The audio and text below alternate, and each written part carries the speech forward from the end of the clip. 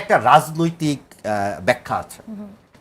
আপনি যদি শুনতে চান আমি রাজনৈতিক ব্যাখ্যাটা দিতে চাই। সেটা হচ্ছে আমি কালকে একটা টক শোতে বললাম যে এখান থেকে দুইটা দলেরই শিক্ষণীয় আছে। এনসিপি শিক্ষণীয় হচ্ছে যে প্রফেসর সাহেবের উপর অত আস্থা রাখা যায় না, তাদের উচিত হবে যে পরবর্তী সময়ে আল্লাহ না করুক দেশে যদি কোনো গোলযোগপূর্ণ সিচুয়েশন হয়, প্রফেসর ইউনূসের উপর তারা কতখানি আস্থা রাখবেন এটা তাদের দ্বিতীয়বার ভাবতে হবে, কারণ লাঞ্ছিত তো হলো আত্মা।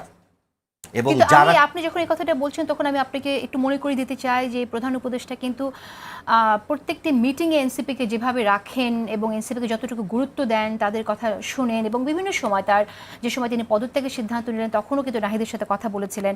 তো সেই জায়গা থেকে কিন্তু আমার কাছে মনে হয় না যে এনসিপির ভবিষ্যৎ নিয়ে তিনি একেবারেই চিন্তা করেন না।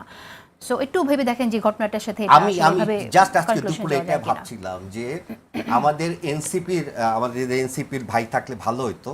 এনসিপির ভাইয়েরা খুবই, আমার ধারণা তারা মনে মনে অত্যন্ত গর্ববোধ করেন যে প্রফেসর ইউনূস বলেছেন যে এরাই হচ্ছে আমার নিয়োগকর্তা, এরাই আমাকে নিয়োগ দিচ্ছে, এরাই আমাকে বসাইছে। এটা কি কেবলই কথার কথা? আমার কাছে জেসিন মনে হয় এটা একেবারেই কথার কথা।